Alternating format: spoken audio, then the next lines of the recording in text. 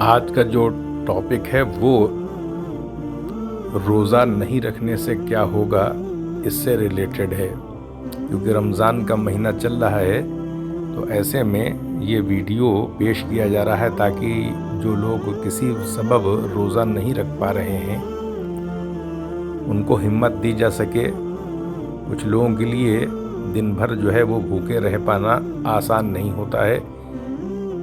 किसी न किसी बहाने के सबब घर के लोगों को मना करके रोज़ा नहीं रखते हैं, और घर के लोग भी जो है हिम्मत देने का काम नहीं कर पाते हैं और रोज़ा निकल जाता है। तो इसलिए हर तरह के क्योंकि मामलात होते हैं, तो इसको एड्रेस करने की कोशिश इस वीडियो में की गई है।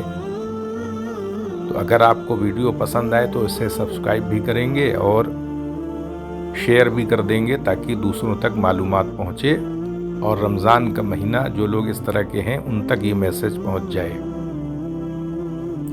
और अपना ओपिनियन भी दे सकते हैं रमज़ान के बारे में, क्योंकि जब आप ओपिनियन देंगे तो यूट्यूब जो है वो इसको एक पॉजिटिव मानता है, क्योंकि वो एक मशीन काम करता है। तो लोग आपका ओपिनियन पढ़ेंगे और वो वीडियो को आगे भी बढ़ाएगा।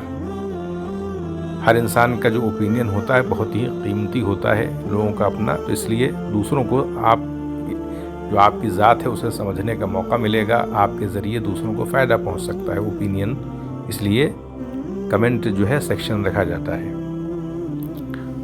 तो हमारा जो मौजू है, जो गुफ्तगू का जो हम पॉइंट है वो है कि रोज़ा नहीं रखने से क्या होगा। अब रमज़ान का महीना आता है तो मानी सी बात है कि 1 महीने तक लगभग जो है वो हमें रोज़ा रखना पड़ता है। सुबह से लेकर के मगरिब तक का वक्त होता है, उसमें हमें कुछ खाना पीना नहीं होता है। साल भर अगर हम देखें 11 महीने का जो वक्त होता है उसमें हम खाते पीते हैं, किसी तरह की दिक्कत नहीं होती है। अब जब हमको जिस चीज़ की भी तलब होती है हम उसको इस्तेमाल करते हैं, हम खाना खाते हैं। जो भी चीज़ हम खाना चाहें वो हम खा सकते हैं और खाते हैं। जब हम मानी सी बात है खाना खाते हैं तो खाना हमारे पेट में जाता है। अब वो पेट में जा कर के मानी सी बात है कि उसको पचाया जाएगा, तोड़ा जाएगा। जो भी चीज़ हमने खाई है उसको गलाने का काम, पचाने का काम, तो मेटाबॉलिज्म जो है हमारी बॉडी के अंदर होगा। अब किसी चीज़ को तोड़ा जाएगा तो एनर्जी जनरेट होती है, एनर्जी निकलेगी, मानी सी बात है। और उसी से हम कह सकते हैं कि एनर्जी से हमारा जिस्म जो है, जब उसको तोड़ा जाएगा एनर्जी जनरेट होगी और हमको ताकत मिलेगी। जो हमने खाना खाया है उसके अज्जा जो है वो खून में जाएंगे और फिर सेल्स में वो जाएंगे, तो वहाँ से एनर्जी मिलेगी, तो हम काम कर देंगे। तो क्या होता है कि इन सारे प्रोसेस में बहुत सारी चीज़ें हम खाते रहते हैं, तो बॉडी के अंदर जो है वो हम कह सकते हैं कि बहुत सारे ऐसे होते हैं कि तरह तरह के हम कह सकते हैं कि जहर जो है वो बन जाते हैं बॉडी के अंदर, और उनको हटाया जाना भी ज़रूरी होता है। और बहुत सारे ऑक्सीडेंट जो है पैदा हो जाते हैं बॉडी के अंदर, केमिकल रिएक्शन होता रहता है। अगर हम उतना एंटीऑक्सीडेंट नहीं ले रहे हैं तो बॉडी जो है डैमेज हो जाती है, क्योंकि जब हम कोई भी चीज़ इस्तेमाल करते हैं तो उससे जो है वो जिस्म को नुकसान पहुंचाने वाले कुछ ऐसे पहलू होते हैं, कुछ ऐसे पार्टिकल्स होते हैं जो हमारे बॉडी में पैदा होते हैं, और उनको रिड्यूस करने के लिए एंटीऑक्सीडेंट चीज़ें होती हैं। जैसे संतरा है, बहुत सारे फल हैं, तो उसमें एंटीऑक्सीडेंट जो है वो रहता है, तो उसको वो बैलेंस कर देता है। ऑक्सीडेशन जो होता है बॉडी के अंदर, तो वो चीज़ें कहीं ना कहीं बैलेंस हो जाती हैं। तो अब सवाल ये है कि हमारी बॉडी जो 1 महीने 11 महीने तक लगातार बहुत सारी चीज़ों को तनावुल हम कर रहे हैं, इस्तेमाल कर रहे हैं, तो कहीं ना कहीं थक जाती है, एक थकावट आ जाती है। मज़दूर को भी कहीं ना कहीं रेस्ट जो है चाहिए होता है। तो जब बॉडी हमारी थक जाएगी, लगातार हम उससे काम ले रहे हैं, थोड़ा सा भी हमें ये मतलब हम सोचते नहीं है कुछ राहत दें। हम रात में देखिए सोते हैं, नींद इसलिए है, तो इस दुनिया के अंदर कहीं ना कहीं जितने भी जानवर हैं, जो भी हैं, कहीं ना कहीं उनके लिए भी रेस्ट रहता है, आराम करते हैं वो। तो हमारी बॉडी को भी अगर हम 1 महीने आराम दे देंगे तो फिर बॉडी पे क्या होगा, रीजनरेट हो जाएगी, दोबारा ताकतवर हो जाएगी, फिर अच्छे से काम करने लगेगी। तो इसलिए रमज़ान की एक अहमियत है कि हम अपनी बॉडी को सुकून देते हैं, राहत देते हैं, ताजगी देते हैं, नयापन देते हैं, नई उमंग देते हैं, और फिर वो 11 महीने के लिए मुस्तैदी के साथ हमारी आते हैं और हमारा जिस्म काम करता है। तो इसका फ़ायदा रमज़ान का क्या है कि अगर हम रोज़ा नहीं रखेंगे तो फिर हम उसको 12 महीने हमने काम में लगाया हुआ है।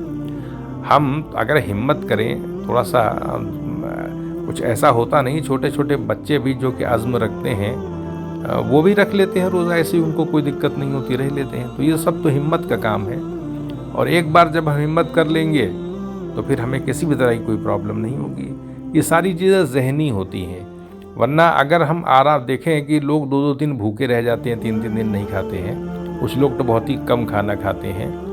तो रोज़ा जो होता है वो कहीं ना कहीं हमारे अंदर जो है प्योरिटी पैदा करता है, सफाई हमारे जिस्म का करता है। जो भी आलूदगी, जो भी जहर, जो कुछ भी बॉडी में टॉक्सिन्स बन गए हैं उनको रिमूव करने का काम करता है रोज़ा जो है, पाकीज़गी लाने का काम करता है। दूसरों के दुख दर्द को जो हम समझ सकें, ये भी एहसास हमारे अंदर पैदा करता है कि भूख का क्या मतलब होता है, लोग भूखे रहते हैं तो किस तरह से तकलीफ़ उठाते हैं, और अगर बहुत भूख लगी हो तो हमारा जहन किसी और काम में नहीं लगता है। तो इसलिए दूसरों के दर्द को समझने का भी ज़रिया रोज़ा बन जाता है।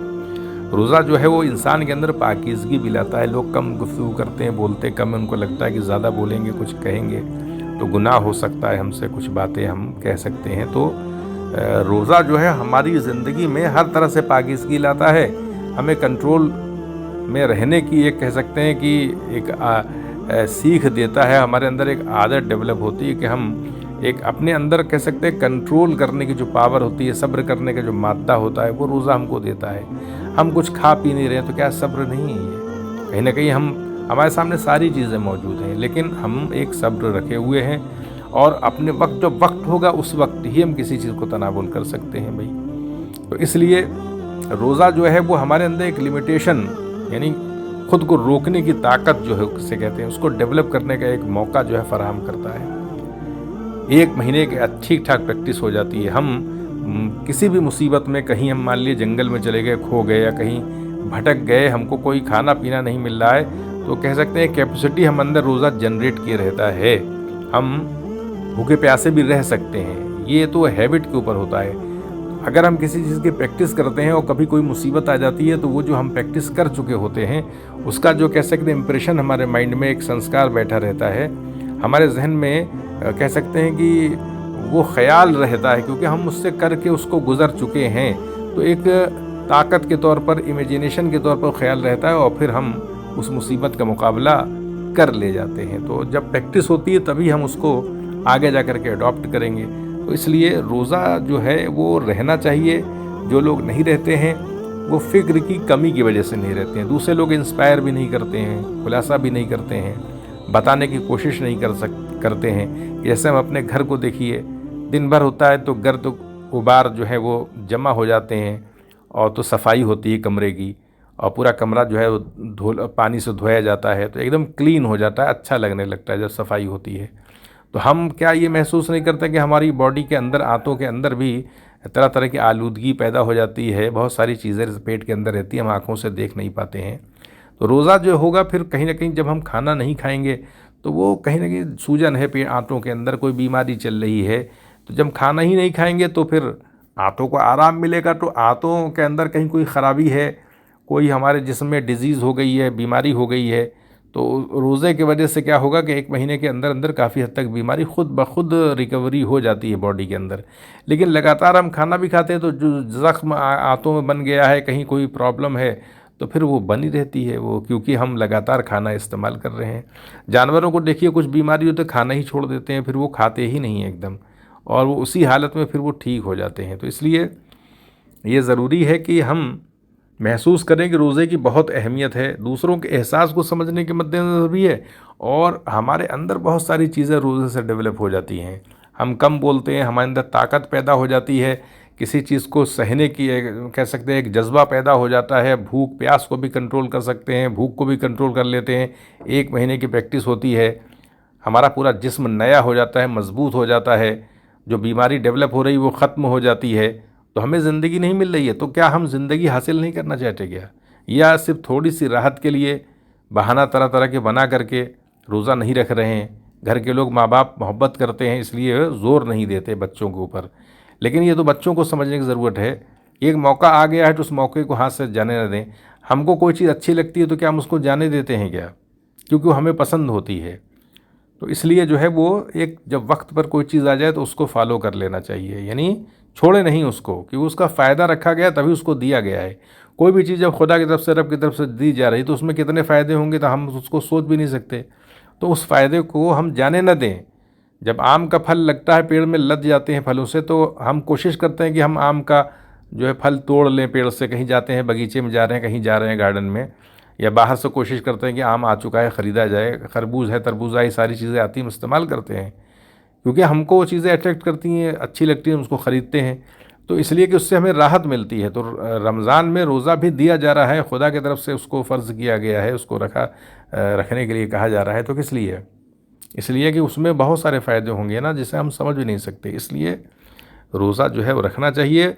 बहाने के बेस पर के वक्त को निकाल देना, पे अगली बार रह लेंगे जब आएगा, तो ये इस तरह की टेंडेंसी डेवलप ना करें। पूरी हिम्मत के साथ रोज़ा रखने की कोशिश करनी चाहिए, जाने नहीं देना चाहिए, क्योंकि मौका निकलेगा, बाद में फिर हमें अफसोस होगा कि अरे गलती हो गई। और ऐसा होता है, बहुत से लोग सोचते हैं कि रोज़ा नहीं रह पाए, ये हो गया, कहीं ना कहीं अंदर से एक अच्छा फील नहीं होता। इसलिए रोज़े को रखने की कोशिश करनी चाहिए। तो यहीं पर इजाज़त दें, चैनल को सब्सक्राइब भी करें, शेयर भी करें। आप सभी लोगों का बहुत बहुत शुक्रिया।